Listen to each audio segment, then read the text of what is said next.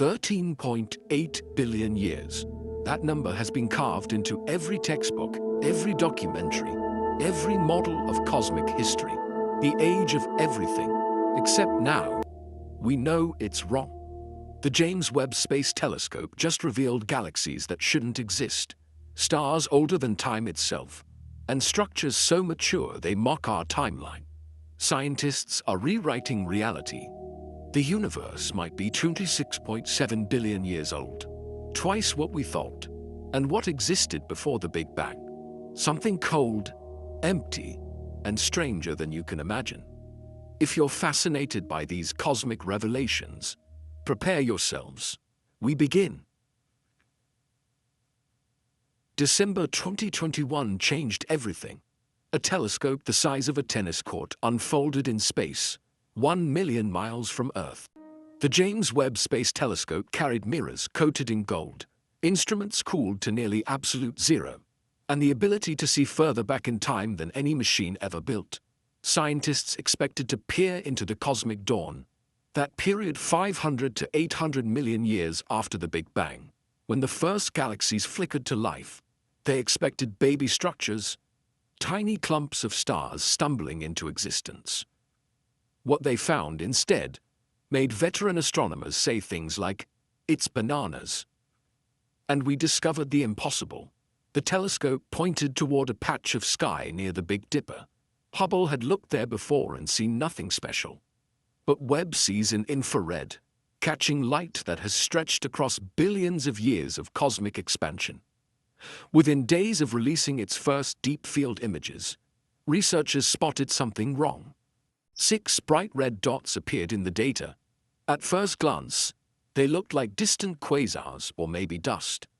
Then the team measured their redshift, that telltale signature of how far light has traveled.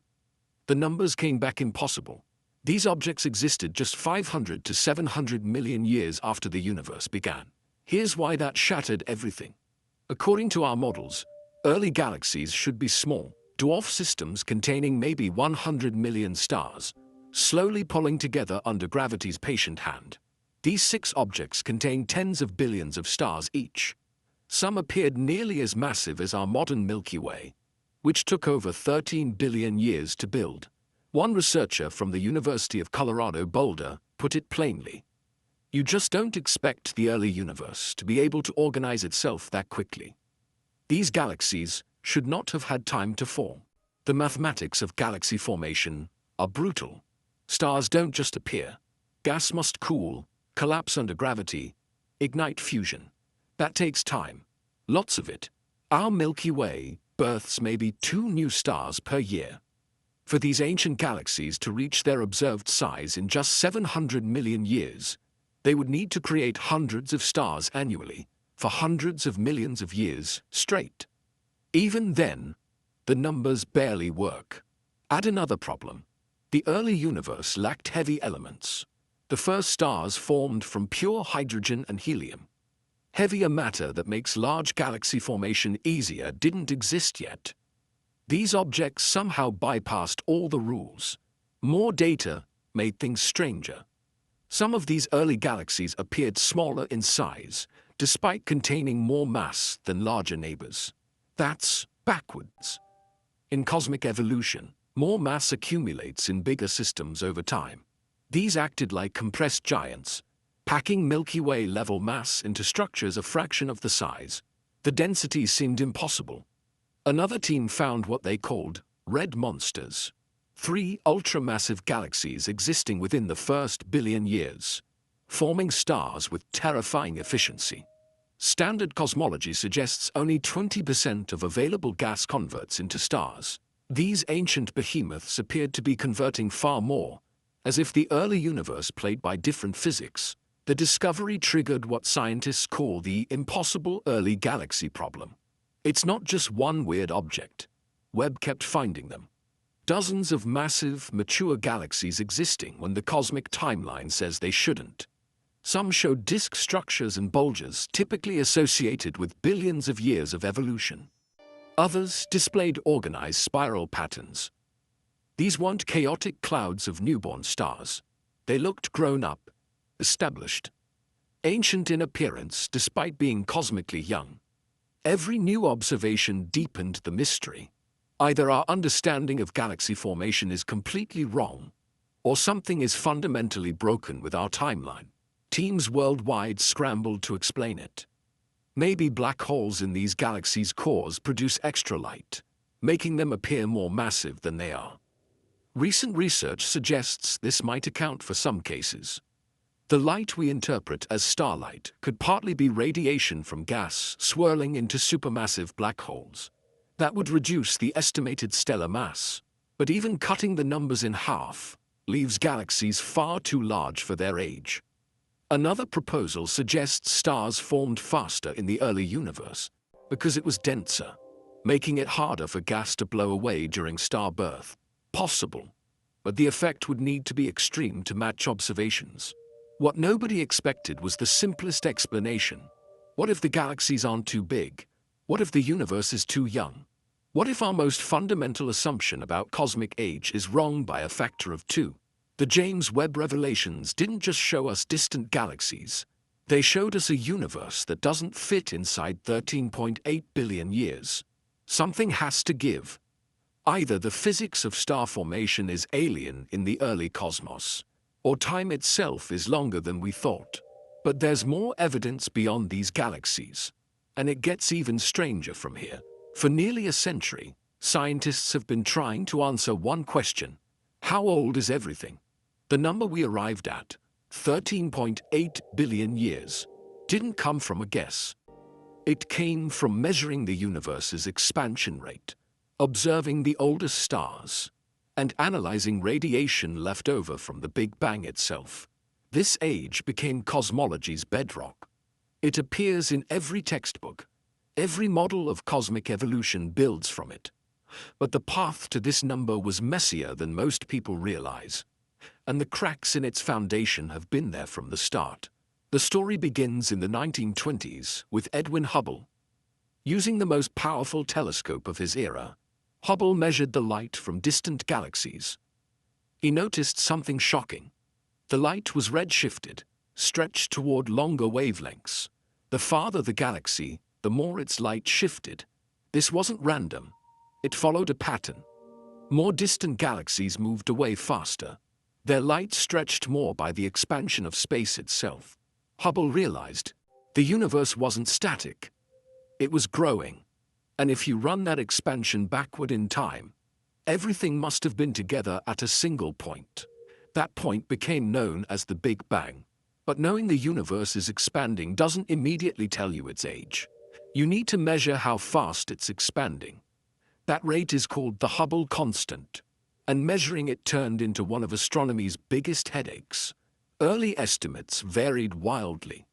When the Hubble Space Telescope launched in the 1990s, scientists thought the universe might be anywhere from 7 billion to 20 billion years old. That's a range bigger than the age of Earth.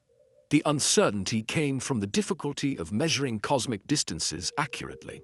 A small error in distance translates to a huge error in age.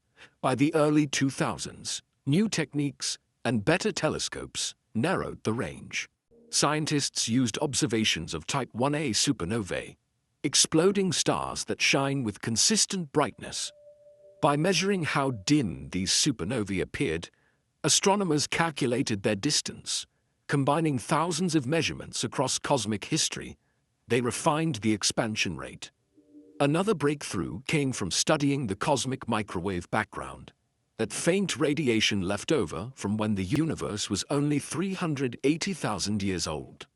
The European Planck satellite mapped this radiation with incredible precision, revealing tiny temperature fluctuations that encode information about the universe's age, composition, and fate. All the methods converged on the same answer: 13.797 billion years. Give or take 23 million years. That's an uncertainty of less than 1%. It seemed like cosmology had finally nailed down its most important number. The Lambda CDM model, our standard picture of cosmic evolution, incorporated this age. It explained how matter clumped into galaxies, how the cosmic microwave background formed, how light elements were created in the Big Bang's first minutes. Everything fit together into an elegant story. The universe began in a hot, dense state. It expanded and cooled. Stars formed. Galaxies grew. And here we are, 13.8 billion years later. But even as this consensus formed, troubling observations accumulated. Some measurements of the Hubble constant, using nearby galaxies, suggested a faster expansion rate than the cosmic microwave background predicted. A faster expansion means less time has passed, implying a younger universe. Some estimates dropped the age to as low as 11.4 billion years. Others pushed it to 12.7 billion. This became known as the Hubble tension, a growing disagreement between different measurement methods that refuses to go away. It's not an error, it's a real discrepancy that suggests something in our model is incomplete. Then there are the stars. Globular clusters in our own Milky Way galaxy contain some of the oldest stars in existence. These clusters formed early, before the galaxy fully took shape. By studying the brightness, temperature, and chemical composition of their stars, astronomers can estimate ages. Most cluster stars come out to around 12 to 13 billion years old. Reasonable, given the universe's age, but a few stars push the limits uncomfortably. They appear to be as old or older than the universe they inhabit. That should be impossible. An object can't exist before the container that holds it. The most famous case is a star called Methuselah, catalogued as HD 14283. Located just 200 light-years away, close enough to study in detail, this star presented a mathematical nightmare. Its low metal content indicates extreme age. Metals, in astronomy terms, means any element heavier than hydrogen and helium. The early universe had almost no metals. They had to be created inside stars and scattered by supernovae. Low metal stars formed early, before much metal existed. Methuselah's metal content is 1/250th that of our solar system. Ancient doesn't begin to cover it. Measurements of Methuselah's age kept coming back wrong. Early estimates placed it at 16 billion years old. Later refinements using Hubble Space Telescope data reduced that to 14.5 billion years, plus or minus 800 million years. Even with the uncertainty, the star's most likely age exceeded the universe's calculated age. Astronomers reassured the public that the error bars overlapped, so technically there was no contradiction. But the fact that the central estimate kept coming back older than cosmic time bothered everyone. More recent models have adjusted the star's age downward to somewhere between 12 and 14 billion years. The paradox seemed resolved, except it really wasn't.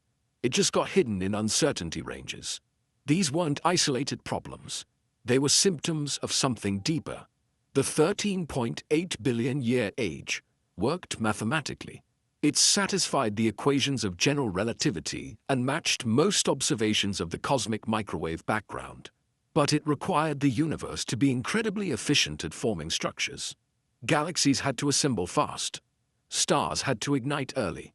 Everything needed to happen on a tight schedule. When James Webb looked back and found mature galaxies and massive structures already in place at cosmic dawn, the schedule broke. There wasn't enough time. The universe was operating ahead of the timeline we gave it. Perhaps because the timeline itself was wrong. The deeper James Webb looked into the cosmic past, the more impossible the universe became. After the initial 6 massive galaxies shocked astronomers, the telescope kept finding more. Dozens of bright, red, mature structures existing in the first billion years. Some appeared as mere blobs of light, but their properties revealed ages and masses that defied explanation. These weren't anomalies. They were everywhere. The early universe was packed with fully developed galaxies that standard cosmology said should be tiny, blue, baby systems, just beginning their lives. One team analyzing Webb data from the Cosmic Evolution Early Release Science Survey catalogued over 250 young galaxies, existing between 800 million and 1.5 billion years after the Big Bang. Most were turbulent, clumpy systems, which matched expectations. But a significant fraction showed organized structures, rotating disks, central bulges. Features that take billions of years to develop through gravitational interactions and mergers. Finding one or two precocious galaxies could be explained as statistical flukes. Finding hundreds suggested a systematic problem with the models. The numbers didn't just barely exceed predictions, they obliterated them. Standard theory suggests that matter in the early universe clumped together slowly. Dark matter halos formed first, invisible scaffolds of gravity. Regular matter fell into these halos, cooled, and eventually condensed into stars. The process was gradual. Small structures merged into larger ones over billions of years. Our Milky Way formed through countless mergers of smaller galaxies. Its spiral shape and organized disk structure took 10 billion years to develop. Webb was showing galaxies with similar features existing when the universe was less than 1 billion years old. They had 1/10 the time, but looked just as mature. One particularly troubling discovery involved 3 galaxies nicknamed the Red Monsters, found by an international team led by researchers at the University of Geneva. These systems existed within the first billion years, but appeared nearly as massive as our modern Milky Way. Each contained hundreds of billions of stars. The lead researcher stated plainly, "Our findings are reshaping our understanding of galaxy formation in the early universe." The red monsters weren't just big.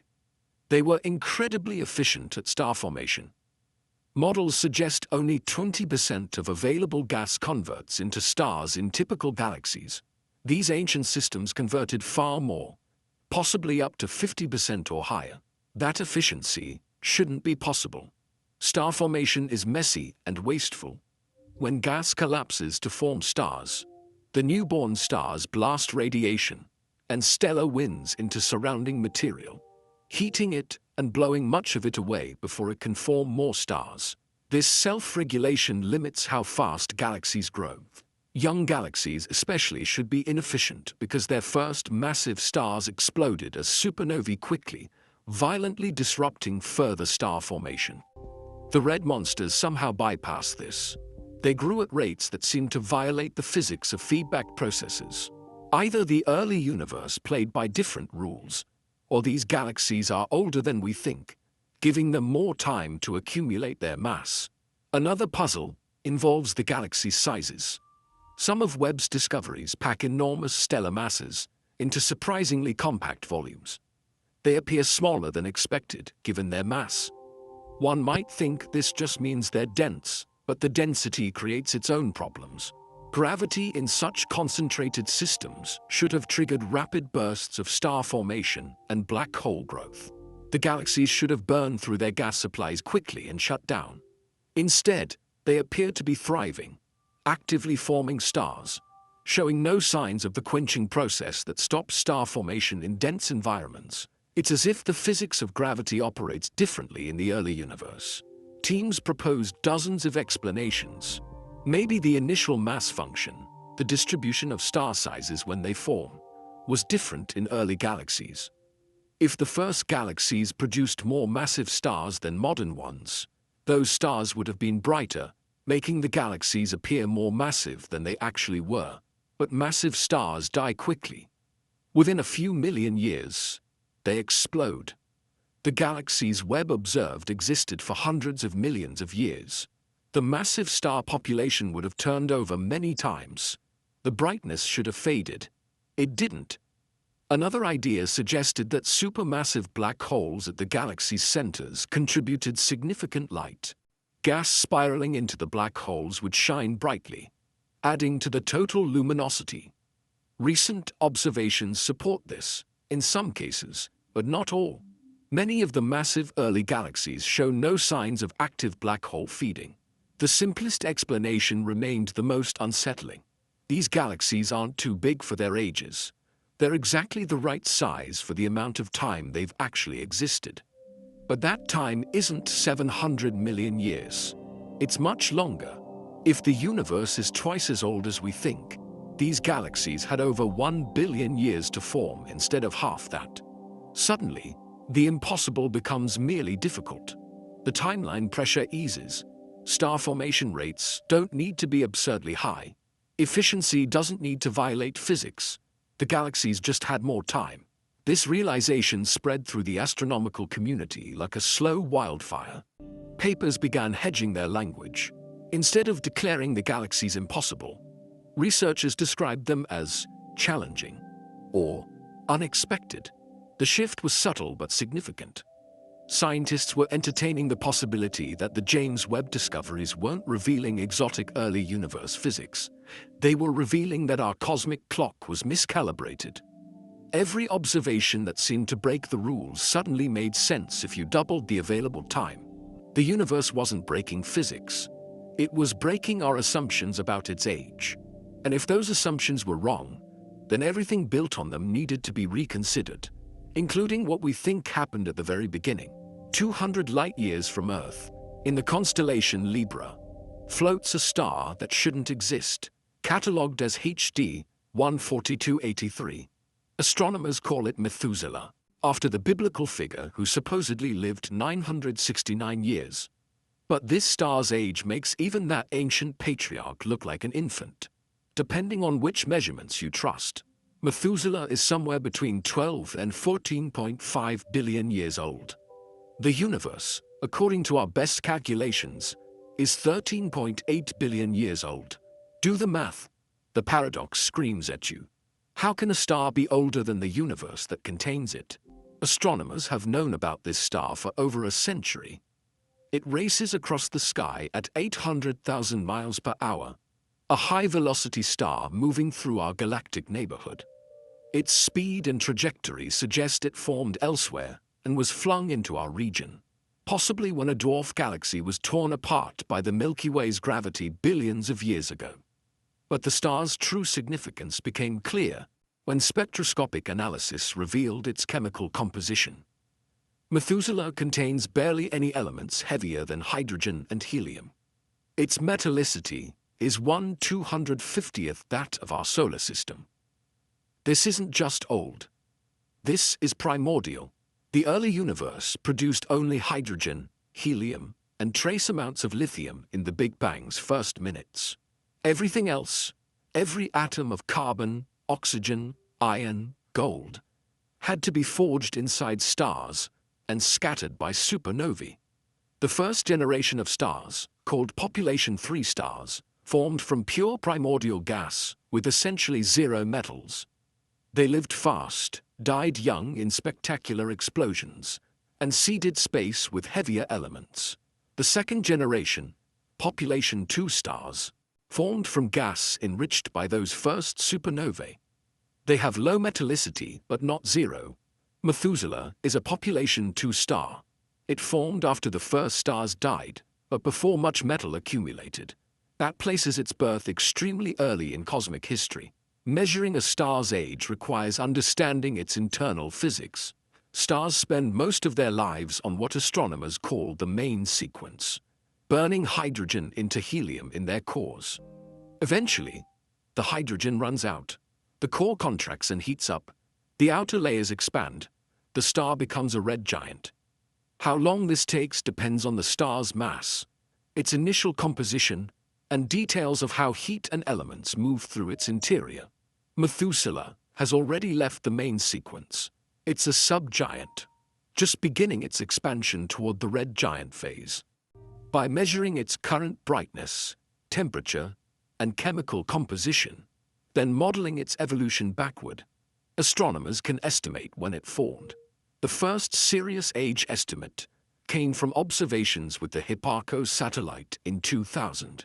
The result was shocking: 16 billion years old.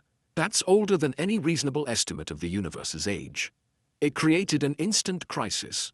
Either the star's age was wrong, or the universe's age was wrong, or our understanding of stellar evolution was fundamentally broken. Scientists scrambled to refine the measurements. In 2013, The Hubble Space Telescope's fine guidance sensors measured Methuselah's distance with 5 times better precision than Hipparcos. Better distance measurement leads to better estimates of the star's true brightness, which affects the age calculation. The new result: 14.5 billion years, plus or minus 800 million years. That uncertainty range became crucial. The lower bound of the estimate, 13.7 billion years, technically overlapped with the universe's age. Scientists emphasized this overlap, arguing there was no real paradox. Within the error bars, everything was consistent, but privately, many felt uncomfortable. The central estimate, the most likely age, still exceeded cosmic time, and there was something suspicious about how the error bars kept getting adjusted to barely include the universe's age. It felt like forcing a solution rather than finding one. More recent studies in 2021 and 2022 revised the age again, this time using interferometric observations and more sophisticated stellar models. The new estimates ranged from 12 to 14 billion years, depending on assumed parameters. But Methuselah isn't alone. Other ancient stars in globular clusters show similar age tensions. Some estimates exceed 13 billion years. Others push right up against the cosmic age limit.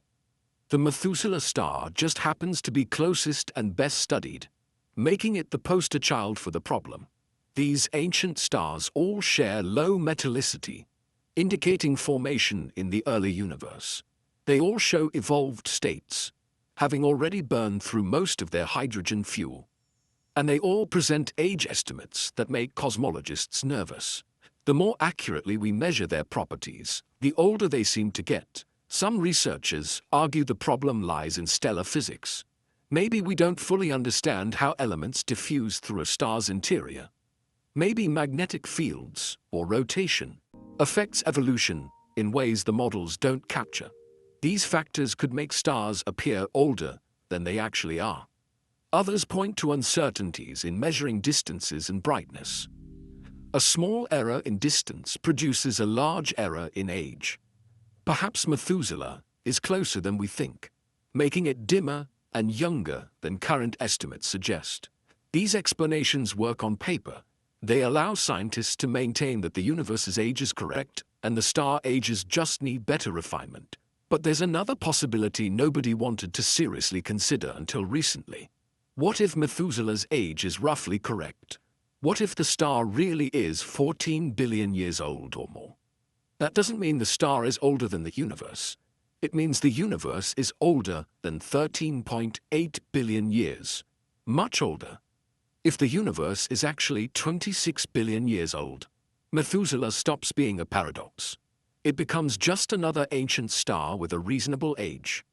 The timeline expands enough to comfortably fit these stellar patriarchs without mathematical gymnastics or error bar manipulation. And suddenly, the age tension disappears not because we fixed the star measurements, but because we fixed the clock itself. In July 2023, a physicist at the University of Ottawa published a paper that could rewrite cosmology. Rajendra Gupta, an adjunct professor, proposed something radical. The universe isn't 13.8 billion years old. It's 26.7 billion years old, nearly double the accepted age. His model didn't come from random speculation. It came from trying to solve multiple problems in modern cosmology that have bothered scientists for years. The impossible early galaxies, the stars older than time, the tension in measurements of cosmic expansion. Gupta showed that all these problems disappear if you just let the universe be twice as old. The core of Gupta's work combines two ideas that mainstream cosmology had abandoned. The first is tired light theory, proposed in 1929 by Swiss astronomer Fritz Zwicky. Zwicky suggested that photons lose energy as they travel vast cosmic distances. Light gets tired. This energy loss would cause redshift, the stretching of light toward longer wavelengths, without requiring space itself to expand. For decades, this theory competed with the Big Bang expansion model. But observations of supernovae and the cosmic microwave background didn't match tired light predictions. The theory was rejected. Zwicky's idea became a historical footnote, mentioned only to show what doesn't work. Gupta brought tired light back from the dead, but with a twist. Instead of using it alone, he combined it with the standard expanding universe model. In his framework, redshift is a hybrid phenomenon. Part of the redshift comes from cosmic expansion. As the Big Bang model says, part comes from photons losing energy over time, as Zwicky suggested. This dual mechanism changes how we interpret the light from distant galaxies. Objects we thought were extremely far away and extremely young might actually be somewhat closer and older. The tired light component makes their light appear more redshifted than expansion alone would cause. Suddenly, the early universe isn't as young as we calculated. The second idea Gupta incorporated comes from Paul Dirac, one of the founders of quantum mechanics. In 1937, Dirac proposed that fundamental constants of nature might not be constant. These coupling constants determine how particles interact. They set the strength of forces. If these constants changed over cosmic history, the physics of the early universe would differ from today's physics. Gupta specifically considered evolving coupling constants related to light and particle interactions. By allowing these constants to vary over time, he could extend the timeline of galaxy formation without violating current observations. When Gupta combined tired light with evolving coupling constants and ran the mathematics through observations of supernovae and cosmic microwave background data, something remarkable happened. The model fit, not perfectly, but well enough to be taken seriously. More importantly, it solved problems. The impossible early galaxies from James Webb stopped being impossible. Given 26.7 billion years instead of 13.8, those galaxies had over 1 billion years to form their stars and build their masses. The timeline pressure vanished. Star formation rates could be normal. Efficiency didn't need to be absurdly high. The galaxies just had more time. The Methuselah star paradox also resolved itself. A 14 billion-year-old star isn't older than a 26.7 billion-year-old universe. It's just an ancient star that formed in the early epochs, 5 or 6 billion years after the actual beginning. The uncomfortable error bar overlaps disappeared. The age tension between different measurement methods eased. Gupta's model stretched cosmic history long enough to comfortably accommodate all the troublesome observations that didn't quite fit the 13.8 billion-year framework. It was elegant in its simplicity. One change, doubling the age, fixed multiple problems at once. The scientific community's reaction was mixed. Some researchers found the work intriguing and worth further investigation.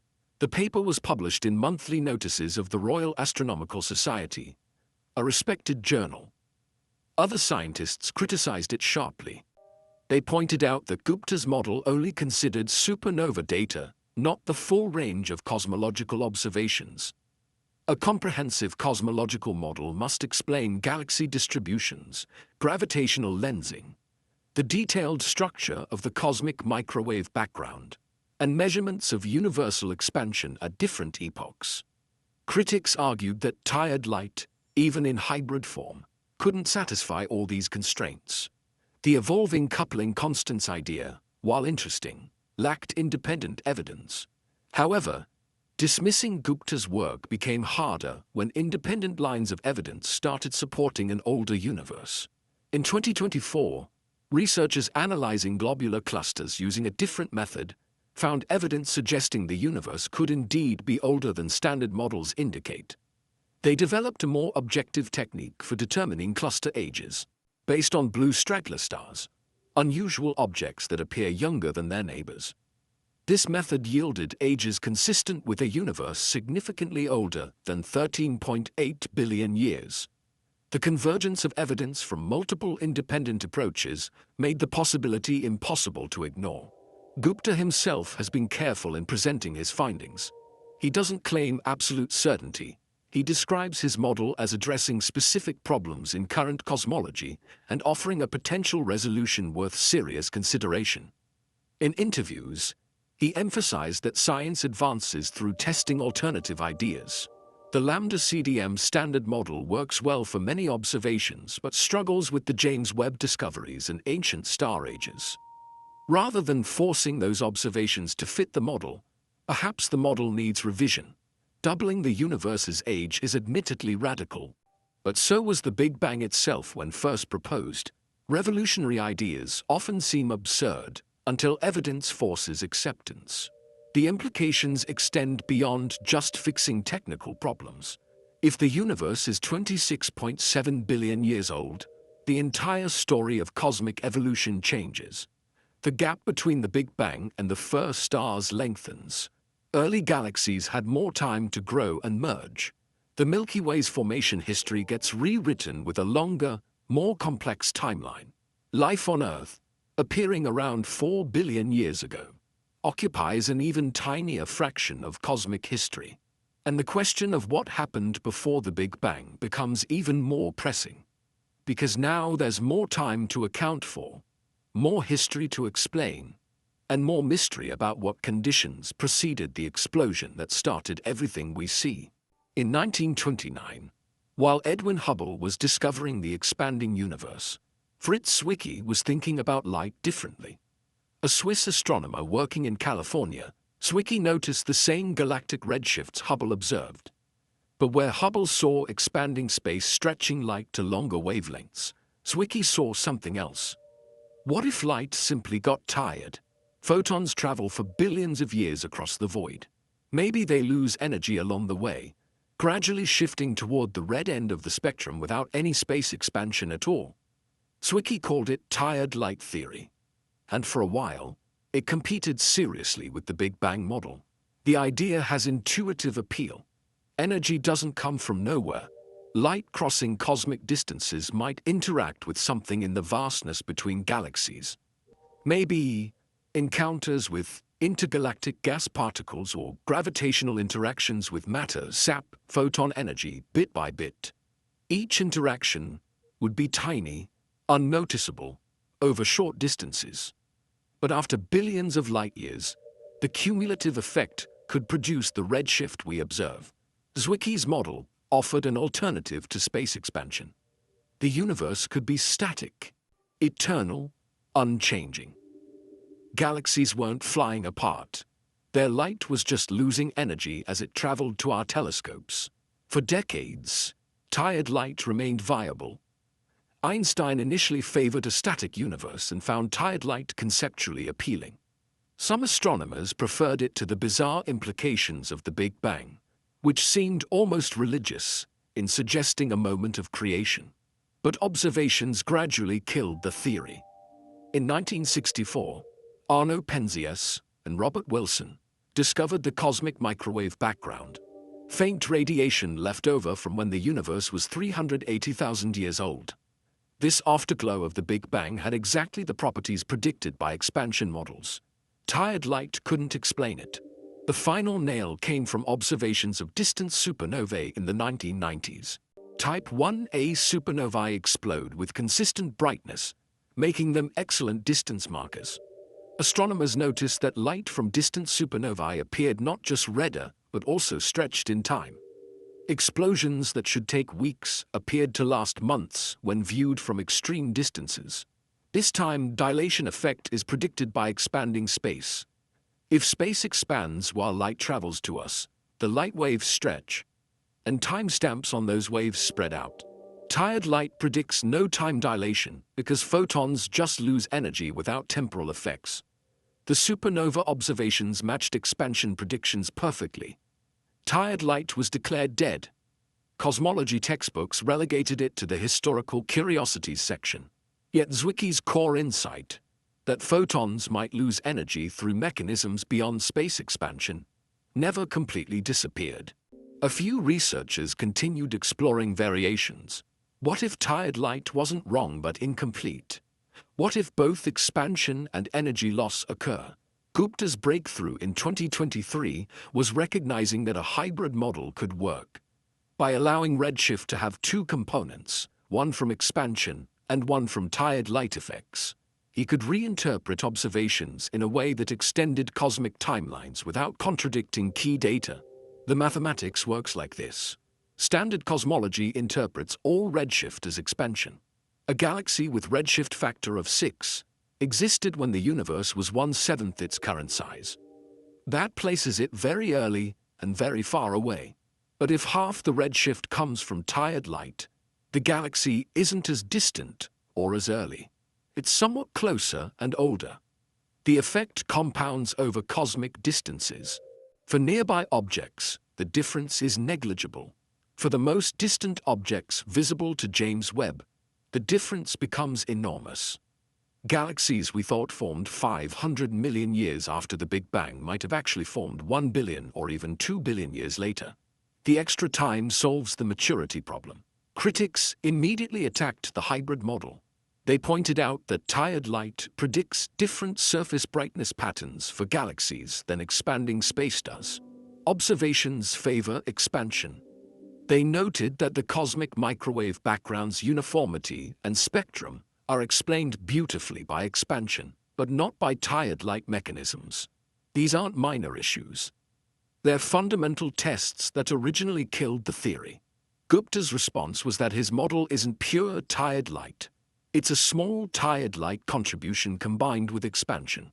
The expansion component handles most observations normally. The tired light component just adds a correction that changes distance and age interpretations. Whether this works depends on detailed calculations and future observations. Some researchers who initially dismissed Gupta's paper started reconsidering after James Webb continued finding problematic galaxies. If the alternative is accepting that early universe physics was radically different, maybe reconsidering tired light isn't so crazy. Science has a history of resurrecting old ideas when new data demands it. Continental drift was mocked for decades before becoming plate tectonics, the foundation of geology. Atoms were once considered absurd. Black holes seemed like mathematical fantasies. Tired light might be following a similar arc from rejected theory to useful component of a better model. The deeper question is what physically causes tired light effects if they exist. Zwicky never provided a satisfying mechanism. Photons don't just lose energy spontaneously. Something must cause it. Modern proposals involve interactions with quantum vacuum fluctuations, the seething activity of particle pairs appearing and vanishing in empty space. Perhaps photons exchange tiny amounts of energy with these fluctuations over cosmic distances.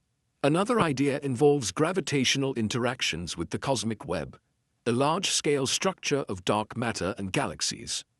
As light passes through varying gravitational fields, it might lose energy through mechanisms not fully captured by general relativity. None of these mechanisms are proven. They're speculative attempts to make tired light physically plausible. But that's how science progresses. Observations come first. Phenomena are recognized before mechanisms are understood. We observed cosmic expansion decades before understanding dark energy. We detected gravitational waves a century after Einstein predicted them. If tired light effects are real, the mechanism will eventually be found. The key right now is determining whether observations genuinely require a tired light component, or whether they can be explained through conventional physics, with a 13.8 billion year timeline. James Webb's ongoing observations will help decide. Every new impossible galaxy tips the scales a bit further toward needing a longer cosmic history. They called them red monsters, for good reason.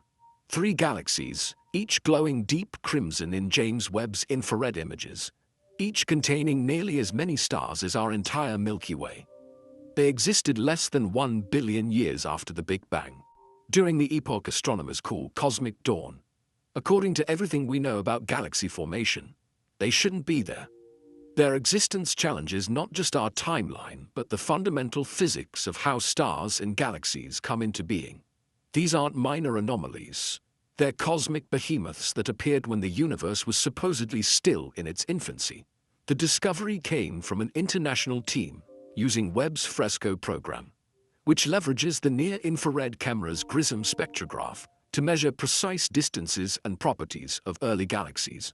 The team, led by researchers at the University of Geneva, systematically studied galaxies in the first billion years, looking for patterns in their formation. What they found was unexpected. Most early galaxies behaved as predicted. Small, turbulent, inefficient at forming stars. But three objects stood out. Massive beyond anything models predicted, dense, mature-looking, and terrifyingly efficient at converting gas into stars. Standard galaxy formation theory is built around dark matter.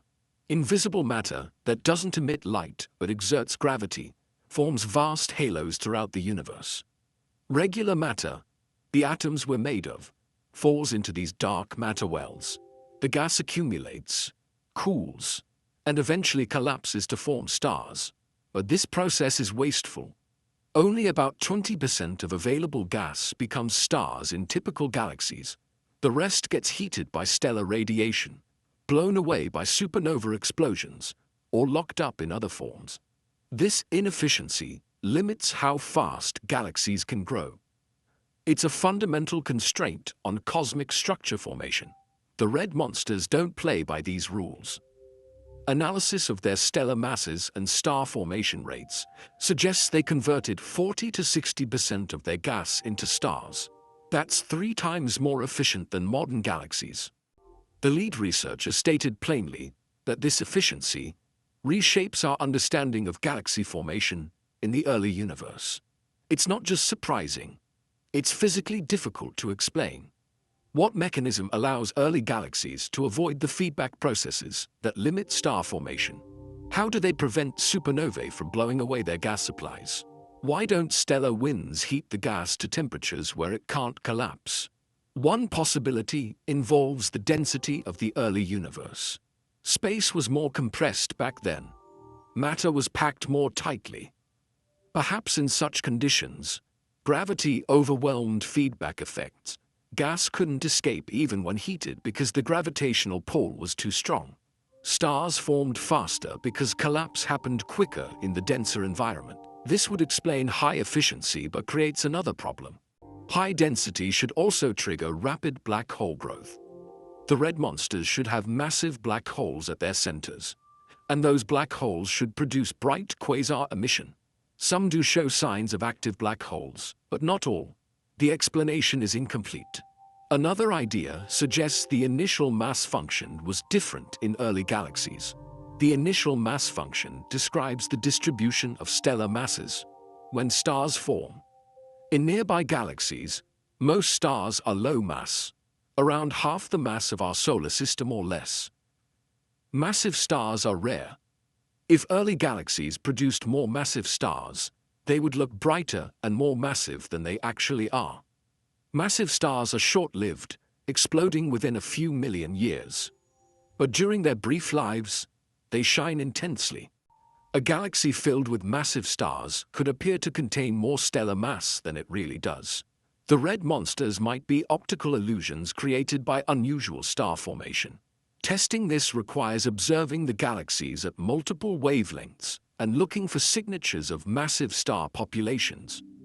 Webb's instruments can do this, but the analysis takes time and careful work. Early results are mixed. Some of the massive early galaxies show spectral features consistent with normal stellar populations, not top-heavy ones. Others display unusual emission lines that could indicate massive stars or could indicate something else entirely. The jury is still out. What's clear is that invoking unusual stellar populations alone doesn't fully solve the problem. Even adjusting for this, the galaxies are too large, too early. The simplest solution remains extending the timeline. If the universe is 26.7 billion years old, instead of 13.8, cosmic dawn lasted longer. The first billion years becomes nearly 2 billion years. Galaxies have twice as much time to accumulate mass, form stars, and grow into red monsters. Efficiency doesn't need to be extreme. Stellar populations don't need to be exotic. The physics can be normal. The galaxies just had more time. This explanation bothers some astronomers because it requires rethinking everything built on the 13.8 billion year age. But it has a virtue that complex models lack: simplicity. As Webb continues observing, more red monsters keep appearing. The original 3 aren't unique. They're part of a population of massive early galaxies scattered throughout cosmic dawn. Each new discovery strengthens the case that something fundamental is wrong with our timeline. Either the early universe was a wildly different place with alien physics, or it wasn't as early as we think. The red monsters aren't breaking the laws of physics. They're breaking our assumptions about when those laws were operating. And with each new observation, the possibility that we've miscalculated the age of everything grows stronger. In 1937, physicist Paul Dirac published a paper that most of his colleagues thought was bizarre. Dirac, one of the founders of quantum mechanics and predictor of antimatter, had been thinking about the fundamental constants of nature. These numbers, like the speed of light and the strength of gravity, appear in every equation describing reality. They determine how particles interact, how forces operate, how the universe behaves. Scientists had always assumed these constants were truly constant, unchanging throughout space and time. Dirac asked a simple question: what if they're not? His reasoning came from noticing strange numerical coincidences. The ratio between electromagnetic force strength and gravitational force strength is enormous, around 10 to the 40th power. The age of the universe expressed in atomic time units gives a similar huge number. Dirac found these coincidences suspicious. Maybe they weren't coincidences. Maybe the constants of nature evolve as the universe ages. Specifically, he proposed that the gravitational constant might have been stronger in the early universe and gradually weakened over time. If true, this would mean the physics of the early cosmos operated differently than physics today. The idea was mostly ignored for decades. It seemed untestable. How do you check if constants changed billions of years ago? But modern cosmology has given us ways to look back in time. Light from distant galaxies shows us the universe as it was billions of years ago. By studying the spectral lines in that ancient light, we can measure what the constants were when the light was emitted. Several research groups have done exactly this, looking for evidence that the fine structure constant, which governs electromagnetic interactions, might have varied over cosmic history. Results are tantalizing but not conclusive. Some studies claim to detect tiny variations in the fine structure constant at high redshift, suggesting the constant was slightly different billions of years ago. Other studies find no significant change. The measurements are at the edge of what current instruments can detect. Error bars are large. The scientific community remains divided on whether variations have been proven. But the possibility remains open. If constants do evolve, even slightly, it would transform our understanding of physics and cosmology. Gupta's model incorporates evolving coupling constants as a core component. He doesn't just use Dirac's gravitational constant idea. He considers constants related to how light and matter interact. If these coupling constants were different in the early universe, photons would behave differently. The rate at which atoms absorb and emit light would change. This affects how we interpret observations of distant galaxies. Light we receive from the early universe might carry signatures of different physics, and we've been misinterpreting those signatures by assuming constants never change. The mathematics involved gets technical fast. Coupling constants appear in the equations describing particle interactions. Change the constant, and interaction rates change. This affects stellar evolution, nuclear fusion rates, even the formation of atoms in the early universe. Small changes to constants can have cascading effects through all of physics. Gupta showed that by allowing specific constants to evolve according to particular mathematical functions, he could extend the timeline of cosmic history while still matching observations of the cosmic microwave background and galaxy distributions. Critics point out that evolving constants create their own problems. If the strength of electromagnetic force changed over time, the fusion reactions in stars would have operated differently in the past. This would affect the abundance of light elements produced in the Big Bang and in early stars. We measure those abundances in ancient gas clouds, and they match predictions assuming constant constants very well. Changing the constants to solve one problem risks creating mismatches in element abundances. Gupta's model needs to carefully tune how constants evolve to avoid these issues. Another concern involves fundamental physics theories. Constants aren't arbitrary numbers. They emerge from the underlying structure of quantum field theory and general relativity. Changing them requires understanding why they change and what mechanism drives the evolution. String theory, one approach to unifying physics, predicts that constants could indeed vary if extra dimensions of space change size over cosmic time. But string theory remains unproven and controversial. Basing a cosmological model on speculative physics makes many scientists uncomfortable. Yet the coupling constants idea has a crucial advantage. It provides a physical mechanism for why the universe could be older than standard models suggest. It's not just saying the universe is older. It's explaining how that extra time is consistent with observations that seem to constrain the age. By allowing physics itself to evolve, the model creates wiggle room in the timeline. Processes that we think took a certain amount of time based on today's physics might have taken longer when constants were different. Galaxy formation, star evolution, element creation, all could have operated on extended timescales in the early universe. Testing this requires observations that are just becoming possible. James Webb can study galaxies at extreme distances with unprecedented detail. By measuring the spectra of early galaxies precisely, astronomers can look for anomalies that might indicate different coupling constants. If the fine structure constant was different, spectral lines would appear shifted in specific ways compared to predictions. If stellar evolution constants varied, stars in early galaxies would have different colors and lifetimes than models predict. The data is starting to come in. So far, no smoking gun has appeared, but the search continues, because if constants do evolve, it would be one of the biggest discoveries in physics, with profound implications for how we understand time, space, and the universe's true age. Every astronomer knows the story. In the 1920s, Edwin Hubble pointed telescopes at distant galaxies and measured their light. He noticed something strange. The spectral lines, those distinctive fingerprints created by elements absorbing or emitting specific wavelengths, were shifted toward the red end of the spectrum.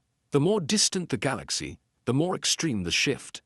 Hubble realized this meant the universe was expanding.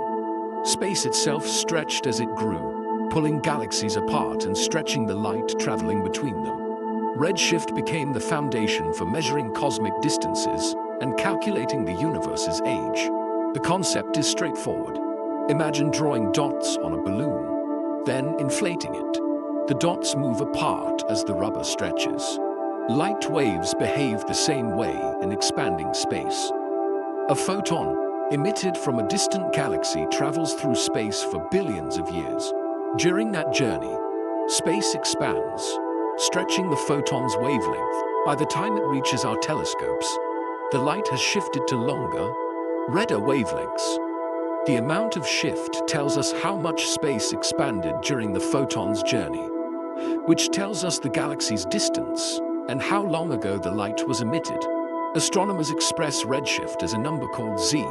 A galaxy with redshift, Z equals 1, has doubled its distance from us since emitting its light.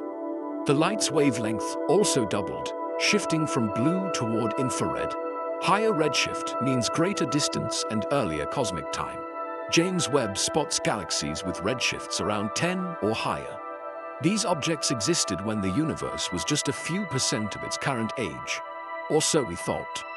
The conversion from redshift to age depends critically on knowing how fast space expanded at different epochs. Change the expansion history, and you change what redshift means. Standard cosmology assumes space has been expanding continuously since the Big Bang. The rate of expansion changed over time. Initially, matter and radiation slowed the expansion through gravity. Recently, dark energy started accelerating it. But at any given moment in cosmic history, the expansion rate was determined by the balance of matter, radiation, and dark energy densities. We can measure these densities today and calculate how they evolved backward in time. This gives us a redshift to age conversion. A galaxy at redshift 10 existed about 450 million years after the Big Bang. Gupta's model challenges this interpretation by adding a tired light component. If some of the redshift comes from photons losing energy rather than space expansion, distant galaxies aren't as far or as young as standard conversions suggest. A galaxy we measure at redshift 10 might actually be at effective redshift 7 if we account for energy loss effects. That would place it closer and later in cosmic history, giving it more time to form stars and build mass. The hybrid model essentially recalibrates the cosmic distance ladder and the timeline attached to it. The implications are profound. Redshift is cosmology's ruler. Almost everything we know about the distant universe comes from interpreting redshift. Galaxy formation timelines. The history of star formation across cosmic time. When the first black holes formed, when elements were created, all depend on converting redshift measurements to ages. If that conversion is wrong, every timeline in cosmology needs revision. The entire history of the universe gets rewritten. Events we thought happened 500 million years after the Big Bang might have happened 1 billion years later. The cosmic dawn we've been studying wasn't the dawn at all, just early morning. Testing which interpretation is correct requires multiple independent measurements. One powerful check involves type 1a supernovae. These exploding stars have consistent intrinsic brightness, making them excellent standard candles for measuring distances. By observing supernovae at various redshifts, astronomers trace cosmic expansion history directly. The supernova data strongly supports standard expansion, with no tired light component. This was one of the original reasons tired light was rejected. Gupta argues his hybrid model can match supernova data because the expansion component dominates over the small, tired light correction for the distances where supernovae are observable. Another test involves gravitational lensing. Massive galaxies and galaxy clusters bend light from more distant objects behind them. The amount of bending depends on the mass of the lens and the geometry of space between us, the lens, and the background object. That geometry depends on redshift and expansion history.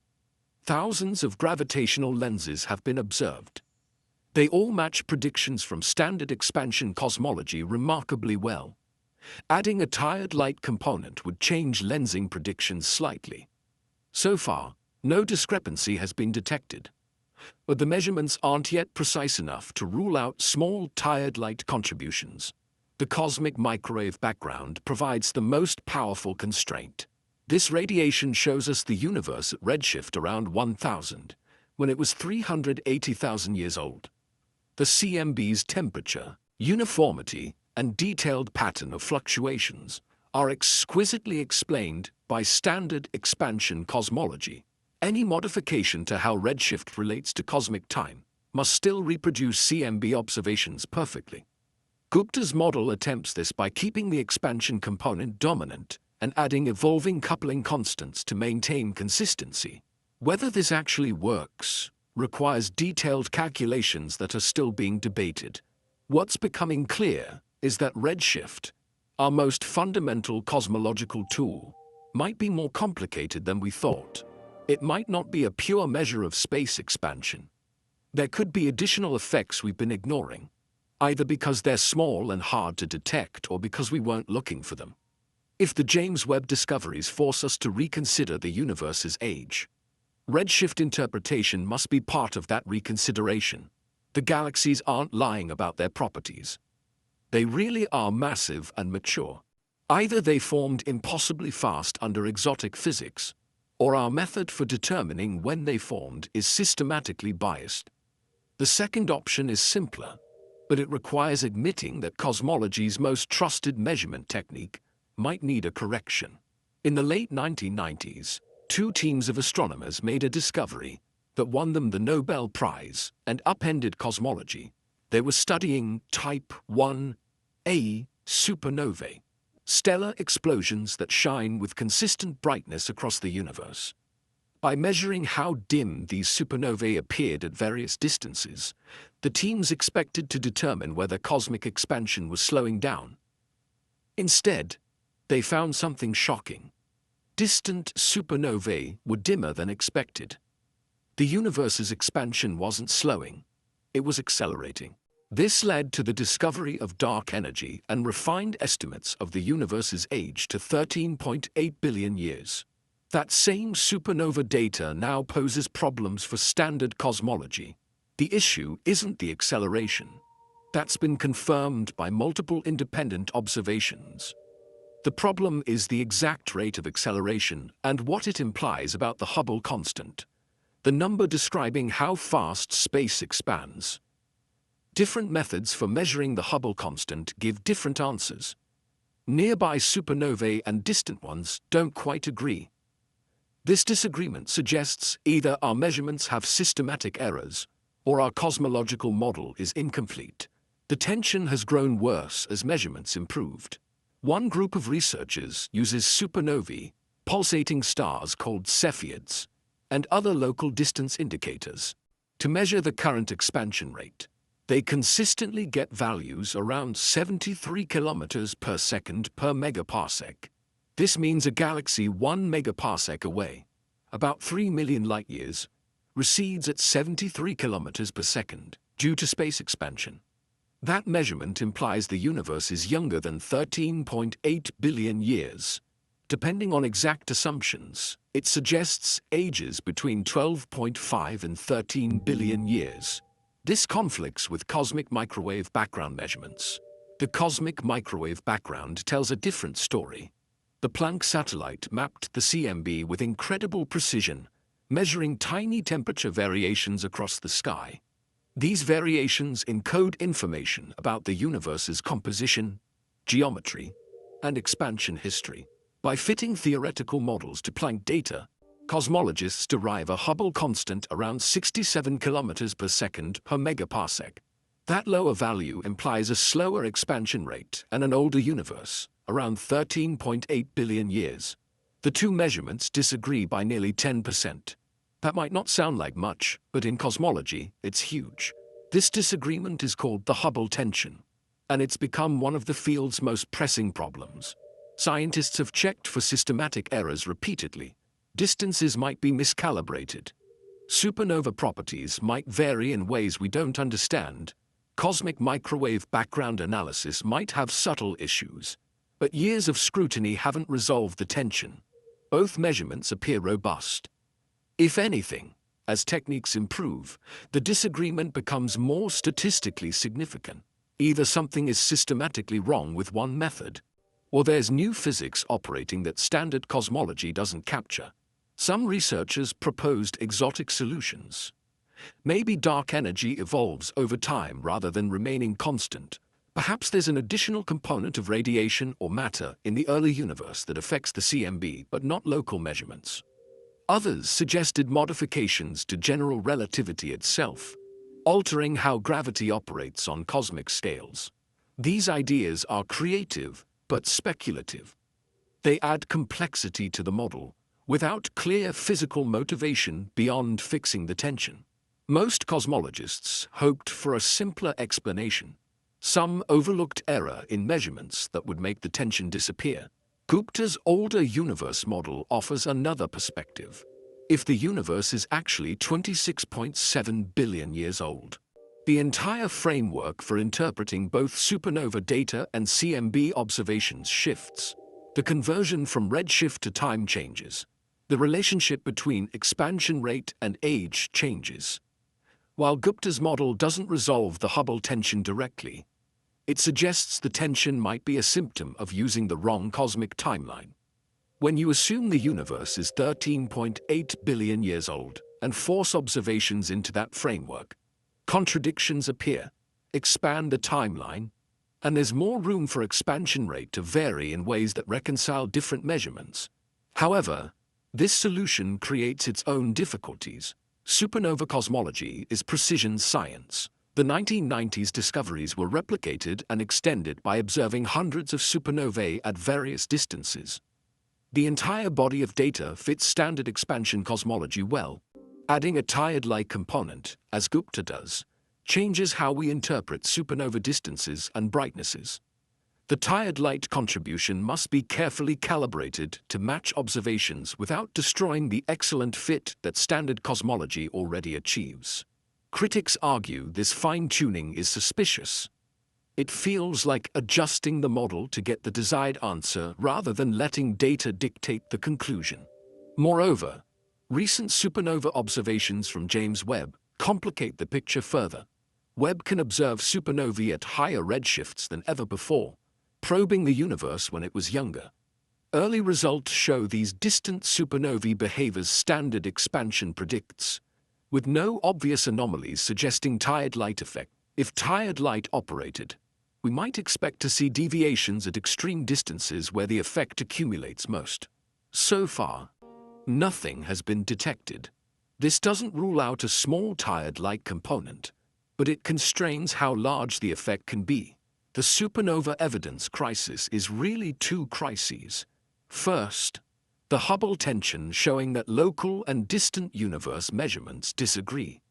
Second, the challenge of incorporating any modifications like tired light without breaking the successful fit to existing data. Both crises suggest standard cosmology is missing something. Whether that something is a longer cosmic timeline, evolving dark energy, new physics, or systematic measurement errors remains unclear. What's certain is that supernovae, those brilliant stellar deaths, are telling us something important about the universe's true age and history. We just haven't fully deciphered their message yet. Orbiting the Milky Way are ancient relics from the galaxy's youth.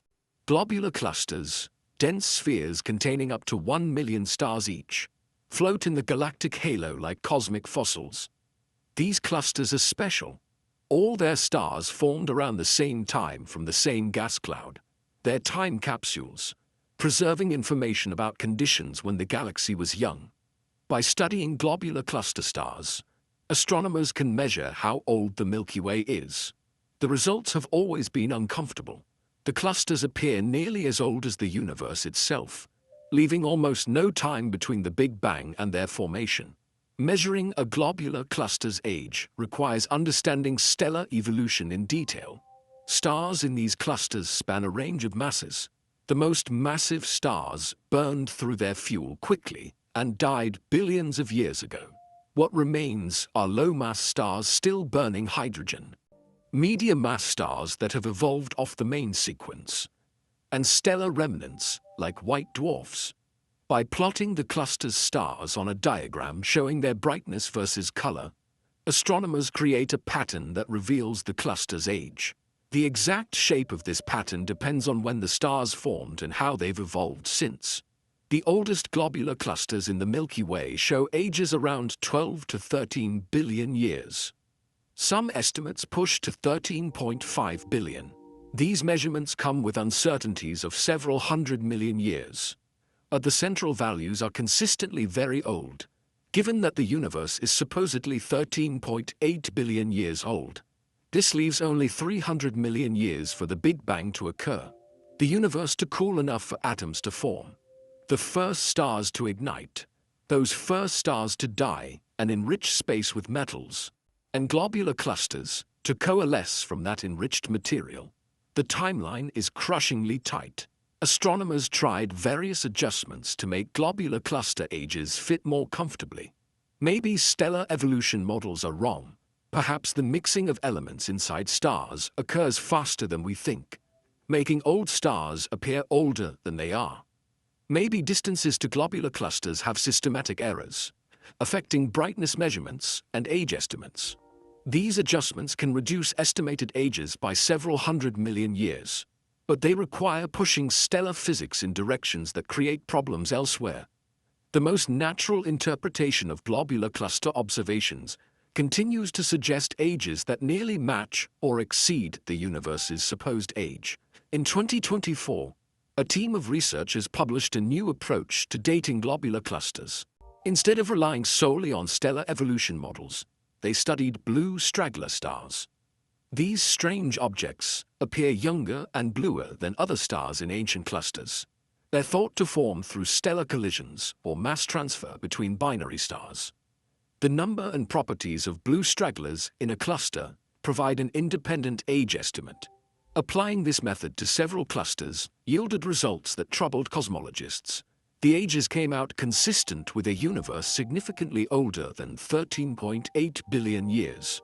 The team explicitly stated their findings support the idea that the universe may be older than standard models indicate. They pointed to Gupta's work on the 26.7 billion year universe as offering a framework that could accommodate their measurements. This independent confirmation from a completely different technique strengthened the case that something is wrong with the standard cosmic timeline. It's one thing when telescope observations of distant galaxies create problems. It's another when stars in our own galaxy's backyard tell the same story. Globular clusters exist around other galaxies too. The Andromeda Galaxy has its own population. Distant galaxies photographed by Hubble and Webb show what appear to be globular clusters forming in the early universe. These ancient cluster populations across cosmic history provide a consistency check. If our Milky Way clusters are genuinely as old as they appear, clusters in other galaxies should show similar ages. And they do. Everywhere we look, globular clusters push uncomfortably close to the universe's supposed age. Either every galaxy in the cosmos formed its globular clusters in a brief window right after the Big Bang, or that window wasn't as brief as we think. The alternative explanation is simpler. If the universe is 26.7 billion years old, globular clusters with ages around 13 or 14 billion years aren't problematic. They formed roughly halfway through cosmic history, giving plenty of time for the Big Bang, the first stars, metal enrichment, and cluster formation. The Milky Way itself would have more time to assemble through mergers of smaller galaxies. The ancient ages that seem impossible in a 13.8 billion year timeline become perfectly reasonable in a doubled timeline. No exotic stellar physics needed, no systematic errors required, just more time. Critics point out that extending the universe's age creates different problems. If globular clusters formed 13 billion years ago in a 26.7 billion year old universe, what was happening for the first 13 billion years? Why did cluster formation wait so long? Supporters argue this actually makes sense. The very first generation of stars contained zero metals. They couldn't form planets or complex structures. When they exploded, they enriched space with heavy elements for the first time. The second generation of stars and clusters needed that enrichment. Perhaps cluster formation required waiting for sufficient metal buildup, which took billions of years. An older universe provides time for this gradual enrichment process. The debate over globular cluster ages highlights a broader issue in cosmology. We have multiple independent ways to measure cosmic time: expansion rate observations, cosmic microwave background analysis, stellar evolution models, radioactive dating of meteorites. All these clocks should agree. When they don't, something is wrong. Globular clusters represent one of the oldest clocks available. They're telling us they formed 13 billion years ago or more. Either we adjust our understanding of stellar physics to make them younger, or we adjust our understanding of cosmic history to give them more time to exist. The second option is looking increasingly necessary. 380,000 years after the Big Bang, something extraordinary happened. The universe cooled enough for electrons and protons to combine into neutral hydrogen atoms. Before this moment, space was opaque, filled with a plasma of charged particles that scattered light in every direction. After atoms formed, photons could travel freely for the first time. The light from this era has been traveling through space ever since. Stretched by cosmic expansion into microwaves, this cosmic microwave background, discovered in 1964, is the oldest light we can see. It's also the strongest evidence for the Big Bang theory and the primary basis for calculating the universe's age. The CMB appears incredibly uniform. Look in any direction in space, and you'll see microwave radiation at the same temperature, around 2.7 Kelvin above absolute zero. This uniformity presents a puzzle. Regions of the universe separated by vast distances, which shouldn't have had time to exchange energy and equalize temperature, somehow have identical temperatures. Standard Big Bang theory struggled to explain this. The solution came from inflation theory, proposed in the early 1980s. Inflation suggests a brief period of exponential expansion in the universe's first fraction of a second, stretched a tiny, uniform patch to cosmic scales. Within the uniformity are tiny temperature fluctuations, variations of about 1 part in 100,000. These fluctuations are crucial. They represent slight density differences in the early universe.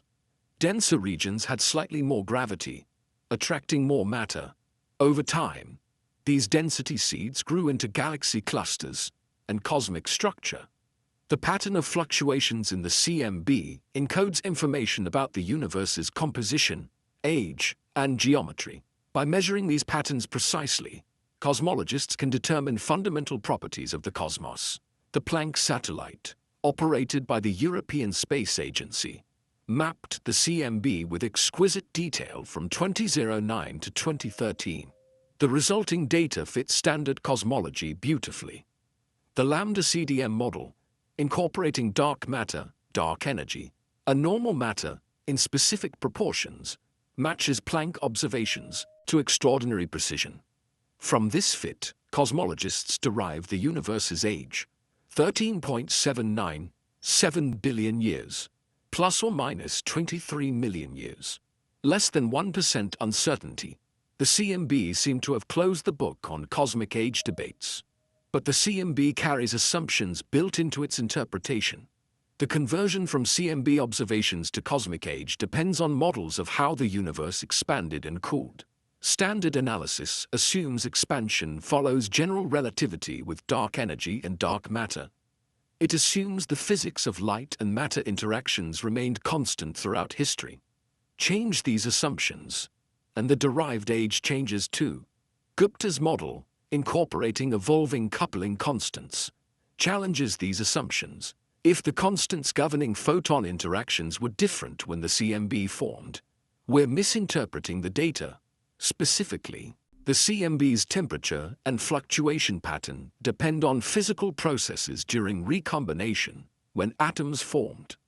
The rate at which electrons and protons combined, the opacity of the plasma before recombination, the propagation speed of sound waves in the primordial gas, all depend on fundamental constants. If those constants evolved as Gupta suggests, the processes occurred differently. What looks like a universe, 13.8 billion years old under constant constants, might actually be a universe 26 billion years old with evolving constants. The same observations could fit either scenario with appropriate parameter adjustments. This creates a problem. The CMB is often called cosmology's gold standard, the observation that most tightly constrains models. If the CMB can be interpreted in multiple ways depending on assumptions about evolving constants, its constraining power weakens. Critics of Gupta's model emphasize this issue. They argue that adding free parameters like time-varying constants allows fitting almost any data. The model becomes unfalsifiable, capable of explaining anything, and therefore explaining nothing. For an older universe model to be taken seriously, it must predict specific, testable differences in the CMB pattern that standard cosmology doesn't predict. One potential test involves the scale of CMB fluctuations. Inflation theory predicts that fluctuations should appear on scales larger than the cosmic horizon at recombination time. These super-horizon fluctuations are a key signature that inflation occurred before the Big Bang. Standard cosmology sees these clearly in CMB data. If the universe is twice as old, the horizon scale calculation changes. Super-horizon fluctuations might appear at different angular scales on the sky. Future CMB experiments with higher resolution could potentially distinguish between standard and extended timeline models by precisely measuring these scales. Another CMB mystery involves subtle anomalies that don't fit the lambda CDM model perfectly. There's a cold spot, a region with lower than expected temperature. The distribution of fluctuations on large angular scales shows slight deviations from predictions. These anomalies are at low statistical significance, possibly just random fluctuations, but they've persisted through multiple analysis methods. Some cosmologists wondered if they hint at new physics. An older universe with different early expansion history might naturally explain these anomalies. Or they might be nothing. The data isn't conclusive either way. What is clear is that the CMB remains the most important constraint on any alternative cosmology. You can't propose a new model without showing it reproduces CMB observations. Gupta's work attempts this by carefully balancing the tired-like component, evolving constants, and standard expansion to maintain agreement with Planck data. Whether this succeeds requires expert analysis beyond simple claims. Multiple research groups are currently studying whether Gupta's approach genuinely fits all CMB observations, or whether hidden inconsistencies exist. The CMB has demolished many alternative cosmologies. It might demolish the older universe idea too. Or it might, with more careful analysis, become evidence for it. The mystery isn't solved yet. 85% of the universe's matter is invisible. It doesn't emit light. It doesn't absorb light. It interacts only through gravity. We call it dark matter, and we know it exists because we can see its gravitational effects. Galaxies rotate too fast to be held together by visible matter alone. Galaxy clusters contain more mass than all their stars and gas combined. Gravitational lensing bends light in ways that require additional unseen mass. Dark matter permeates the universe, and its gravity shaped every structure we see. Understanding galaxy formation means understanding dark matter, and that's where the timeline problems become acute. In standard cosmology, dark matter clumped together first. Right after the Big Bang, tiny quantum fluctuations in dark matter density got amplified by cosmic expansion. Denser regions had stronger gravity, pulling in more dark matter. Over millions of years, these density peaks grew into massive halos. Regular matter, hydrogen and helium gas, fell into these dark matter wells. The gas cooled, fragmented, and formed the first stars and galaxies. This process is hierarchical. Small structures form first. They merge into larger structures over time. The Milky Way built up through hundreds of mergers of smaller galaxies across billions of years. The key word is time. Hierarchical structure formation is slow. Dark matter halos grow gradually. Mergers take hundreds of millions of years to complete. Gas cooling and star formation have their own timescales. In simulations starting from a 13.8 billion-year-old Big Bang, the first galaxies don't appear until around 200 million years later. They're small, containing perhaps 10 million stars. By 500 million years after the Big Bang, you might have galaxies with 100 million stars if everything goes perfectly. Structures as large as the Milky Way take 10 billion years or more to assemble. James Webb found massive galaxies at 500 million years containing billions of stars. This breaks the hierarchical timeline. Either structure formation was radically accelerated in the early universe, or the universe had more time than the standard model allows. Acceleration is hard to explain with known physics. Dark matter interactions are weak. You can't make dark matter clump faster without changing fundamental properties. Some theorists proposed that dark matter in the early universe was warmer or more interactive, allowing faster clumping. But these modifications create problems matching other observations like the cosmic microwave background pattern. Another challenge involves feedback processes. When stars form in dark matter halos, they don't just quietly accumulate. Massive stars explode as supernovae. The explosions heat gas and blow it out of the halo. This prevents further star formation temporarily. The halo needs time to cool down and attract more gas before making more stars. Feedback limits how fast galaxies can grow. It's an essential part of galaxy formation physics, preventing runaway star formation from creating structures far larger than observed. But early massive galaxies seem to have ignored these limits. Some researchers suggested dark matter halos in the early universe were unusually dense. Denser halos have stronger gravity, holding onto gas even when supernovae try to blow it away. This might allow higher star formation efficiency. Simulations showed this works to some extent, creating somewhat more massive galaxies than standard models predict. But the effect isn't strong enough to produce Milky Way-sized galaxies in under 1 billion years. The early massive galaxies remain unexplained unless you invoke truly exotic dark matter physics that has no other supporting evidence. An older universe resolves this naturally. If cosmic dawn occurred 2 billion years after the beginning instead of 500 million, dark matter halos had 3 to 4 times longer to grow. Hierarchical formation proceeds at its normal, slow pace. Mergers happen gradually. Feedback operates as expected. By the time we observe these galaxies through James Webb, they've had sufficient time to reach their observed masses through conventional physics. No exotic dark matter properties needed. No accelerated formation mechanisms required. Just standard structure formation with more time to work. There's another consideration. Dark matter dominated the universe's early evolution. Regular matter was initially too hot and turbulent to clump efficiently. Dark matter, being cold and non-interacting, could clump immediately.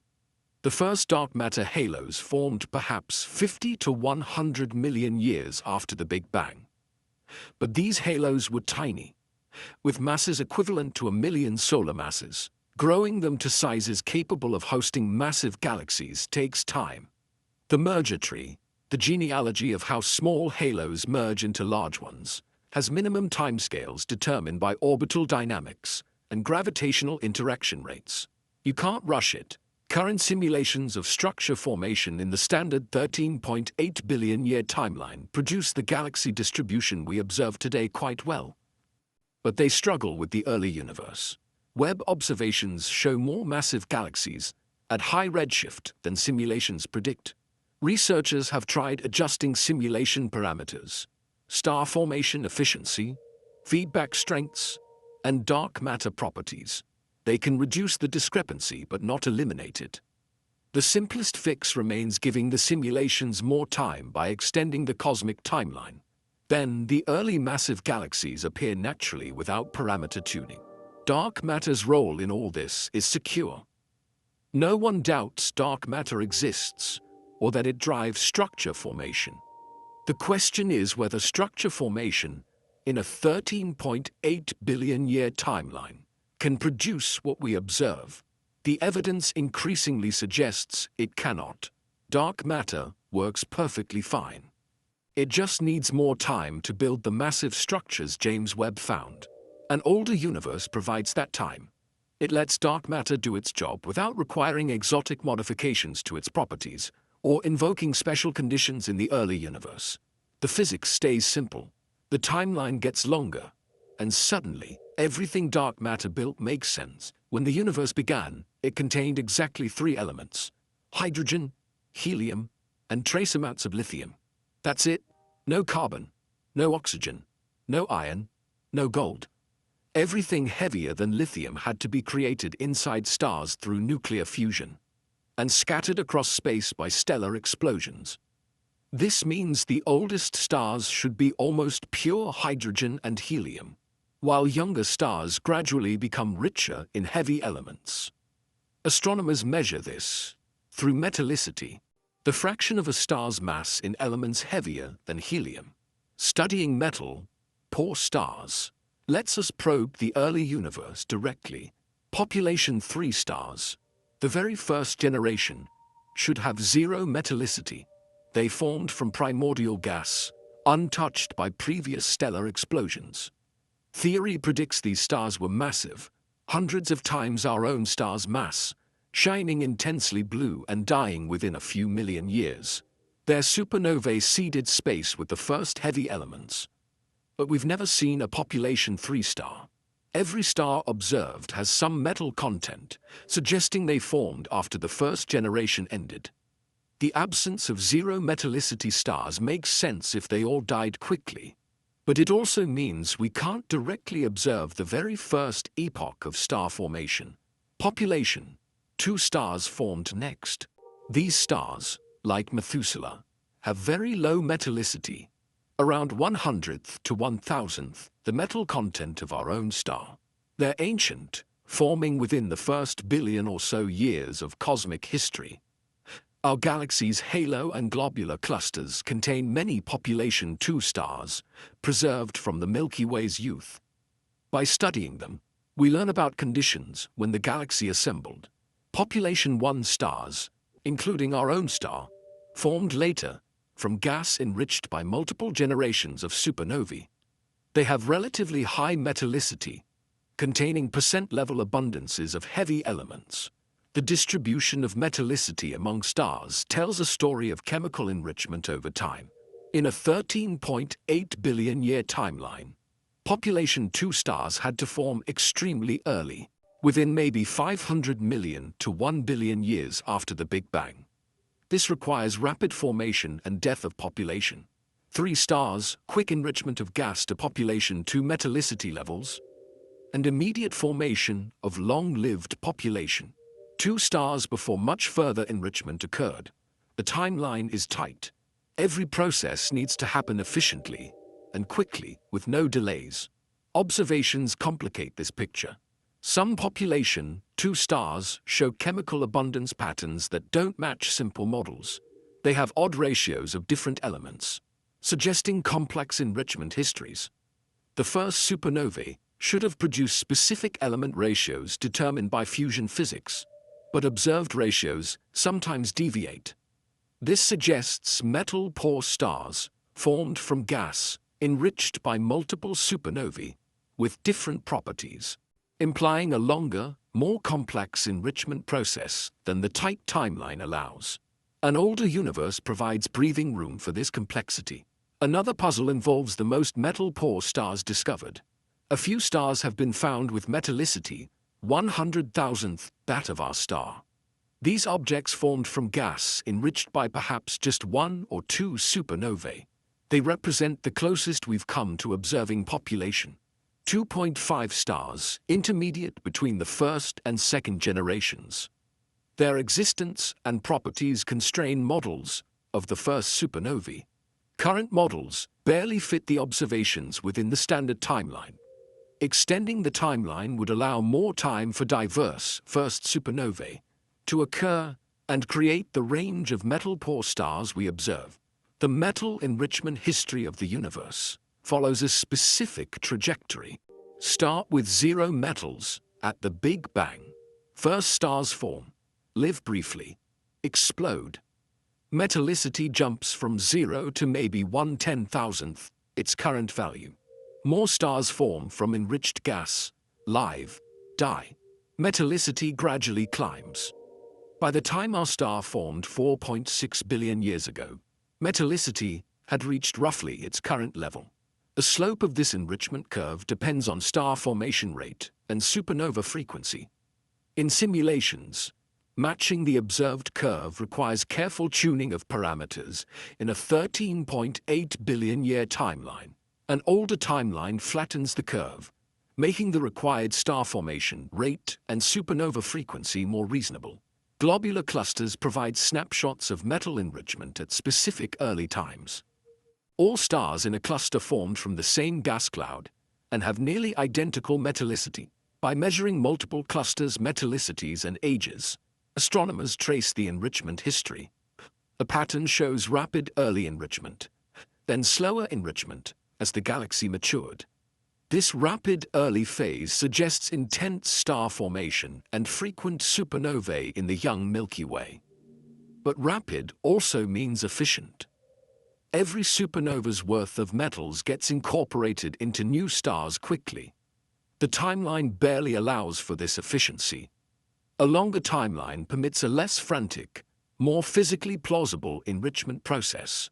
Recent discoveries of high redshift galaxies by James Webb include spectroscopic measurements of their metallicity. Some early galaxies already show substantial metal enrichment, reaching 1/10 the metal content of our star just 500 million years after the Big Bang in the standard timeline. Creating that much metal that quickly requires multiple generations of stars forming and exploding within a few hundred million years. Each generation takes tens of millions of years. The math is strained. If those galaxies actually existed 1 or 2 billion years after the beginning, the enrichment timeline relaxes. Multiple generations have time to occur without invoking unrealistic efficiency. The metal-poor star population is telling us something fundamental about the early universe's pace. Chemical enrichment, star formation, and stellar evolution all have inherent timescales determined by physics.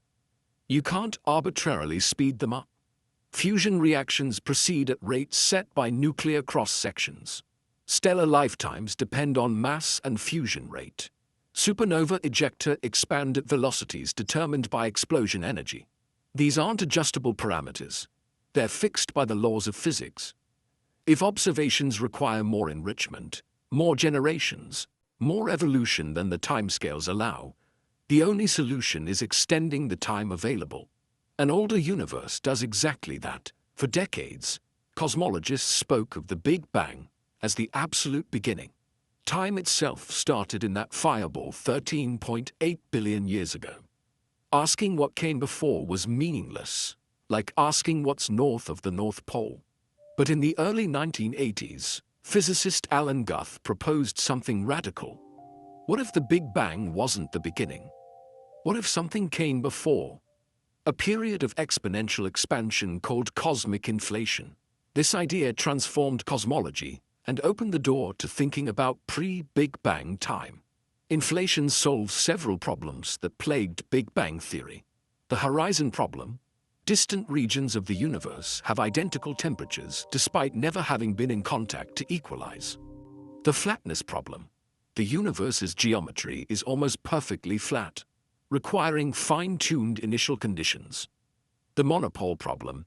Theories predicted exotic magnetic monopole particles should be common, but we never find them. Standard Big Bang offers no explanation for these puzzles. Inflation explains them all elegantly by proposing a brief period of faster-than-light expansion in the universe's first fraction of a second. Here's how it works. Imagine the universe at 10 to the negative 36 seconds after time began.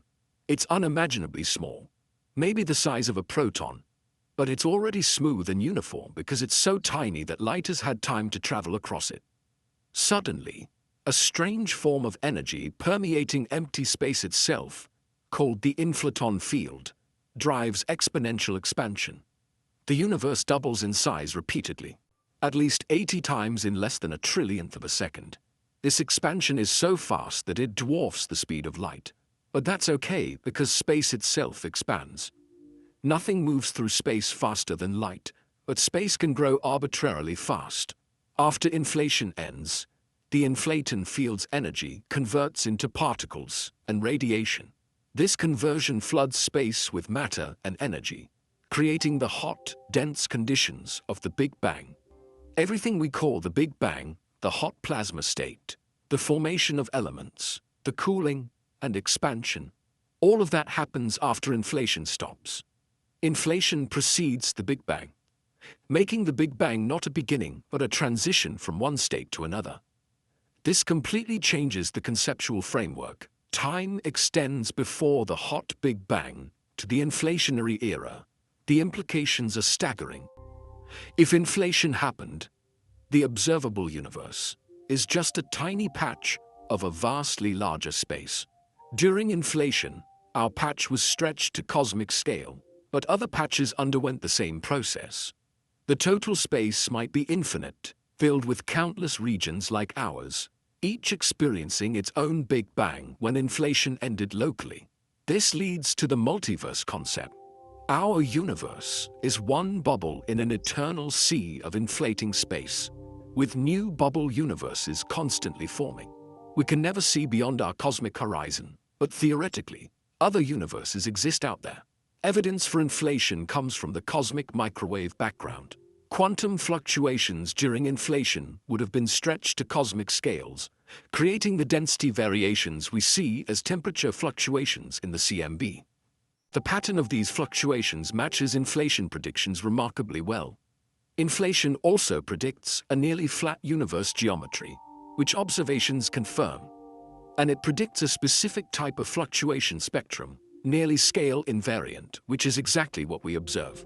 No alternative theory explains all these observations as simply as inflation does. But inflation creates its own mysteries. What is the inflaton field? Where did it come from?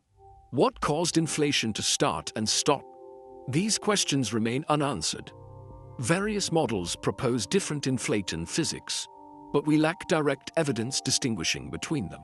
The one thing most models agree on is that inflation requires a state before the hot Big Bang. That pre-Big Bang state, cold and empty, except for the inflaton field energy, existed for some duration. How long? That depends on when inflation started, which we don't know. Gupta's older universe model fits naturally with inflation. Standard cosmology already accepts that time extends before the hot Big Bang to the inflationary era. Gupta just extends it further.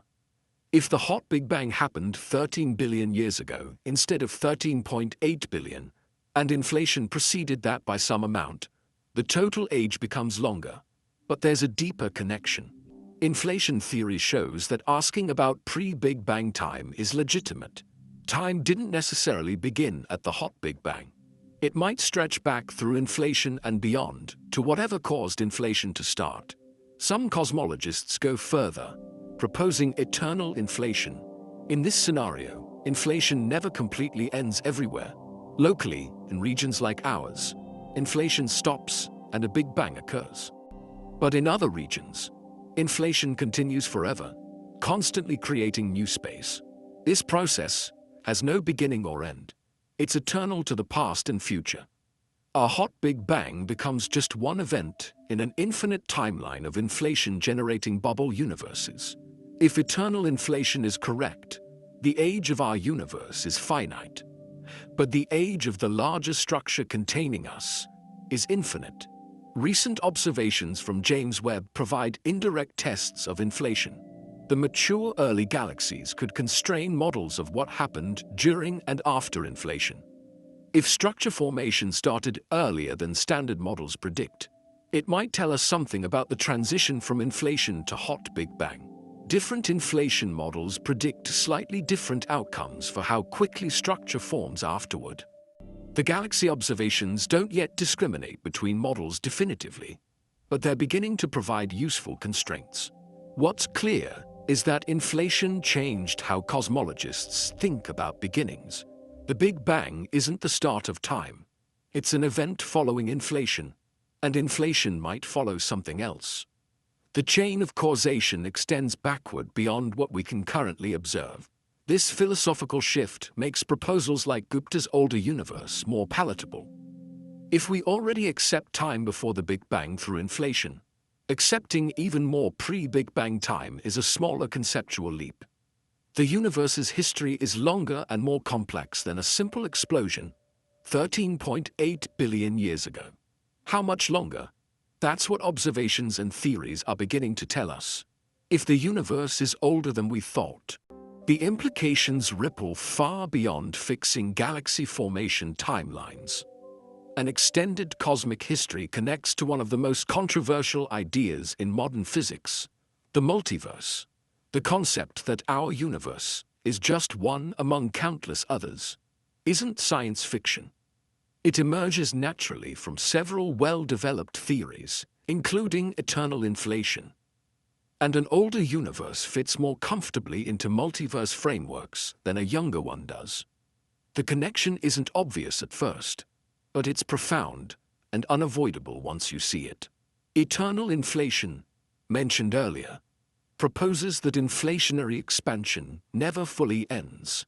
It stops locally in patches like ours, creating bubble universes with their own hot Big Bangs.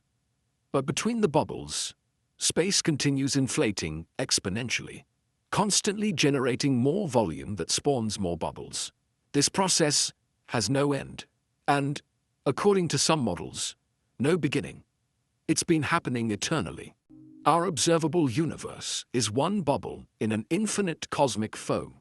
Other bubbles exist beyond our horizon, forever out of reach because space between us and them expands faster than light travels. Each bubble universe might have different physical properties. The strength of fundamental forces, the masses of particles, even the number of spatial dimensions could vary from bubble to bubble. These properties are determined by how the inflaton field decays when inflation ends locally. Random quantum fluctuations during inflation could set different physical constants in different bubbles. Most bubbles would be lifeless, with physics incompatible with structure formation. We find ourselves in a rare bubble, where constants permit galaxies, stars, and life. This anthropic reasoning explains why our universe seems fine-tuned. It's not fine-tuned.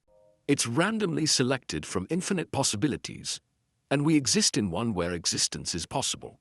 The multiverse isn't just speculation. String theory, a leading candidate for unifying physics, predicts a vast landscape of possible vacuum states, each corresponding to a different set of physical laws. The number of possibilities is enormous, perhaps 10 to the 500th power or more. Each bubble universe, in eternal inflation, could realize a different vacuum state from the landscape. This connects quantum gravity to cosmology in a deep way. The multiverse becomes the natural setting for string theory to operate in. Single universe models start looking special and unlikely. An older universe changes the multiverse picture in subtle but important ways. If our bubble formed 13 billion years ago, rather than 13.8 billion, our position in the eternal inflation process shifts. We're slightly older relative to other bubbles. The statistical distribution of bubble ages throughout the multiverse depends on details of how inflation proceeds. If some mechanism favors longer-lasting inflation before bubbles nucleate, the typical bubble might be older than standard models predict. Our bubble's age would reflect this. Finding that we're older than expected might be evidence for specific inflation models over others.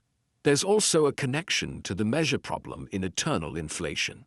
This technical issue asks how to calculate probabilities in an infinite multiverse. If infinitely many bubbles exist, and infinitely many contain observers like us, how do we determine what's typical versus rare? Different approaches to this problem, called measures, predict different age distributions for observer-bearing bubbles. Observational data about our universe's age, formation history, and properties constrain which measures work. An older universe might favor certain measures over others, helping narrow down theories. Another multiverse variant comes from quantum mechanics. The many-worlds interpretation suggests that every quantum measurement spawns parallel branches of reality, each corresponding to a different outcome. This creates an unfathomably vast multiverse of quantum branches, far more numerous than eternal inflation bubbles. Our universe's history is just one pathway through this quantum multiverse. An older universe means our pathway is longer, with more branch points in the past. The implications for quantum probability and the nature of time become increasingly complex as the timeline extends. Cyclic universe models provide yet another multiverse flavor. These models propose that Big Bangs and Big Crunches repeat in cycles. Our Big Bang was preceded by a previous universe that contracted and bounced. That previous universe might have been preceded by another, extending infinitely into the past. Each cycle might be slightly different, with different physical constants or initial conditions. We inhabit one cycle in an eternal sequence. If the cycle duration is around 26 billion years, matching Gupta's age estimate, our current cycle is roughly halfway through before eventual contraction begins. Not everyone accepts the multiverse. Critics argue it's untestable, and therefore not science. If other universes are forever beyond observation, how can we ever prove they exist? Defenders respond that many accepted scientific theories involve unobservable entities. Electrons can't be directly seen. The interior of black holes is hidden from view. We infer their existence from observable effects.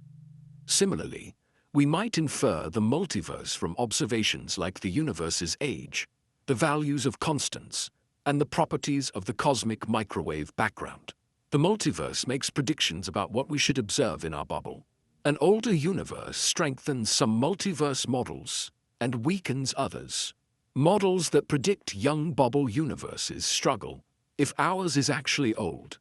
Models that allow wide age variation accommodate the finding easily. As observations from James Webb and other instruments refine our knowledge of cosmic history, they're not just telling us about our universe. They're constraining theories about the much larger multiverse structure our universe might inhabit. The age of everything is becoming a clue to whether everything extends far beyond what we can see. The philosophical implications are dizzying. If we're one bubble among infinite bubbles, our significance seems diminished. But it also means existence is more abundant than we imagined. Life and consciousness might arise in countless bubbles, making the cosmos far richer than a single universe could ever be. An older timeline in our bubble doesn't change the multiverse's vastness, but it does change our understanding of where we sit within it. We're not in a freshly nucleated young bubble. We're in a mature bubble that's had more than twice the time we thought to develop its complexity. That's humbling and awe-inspiring simultaneously, revealing just how much we still don't know about the full extent of reality.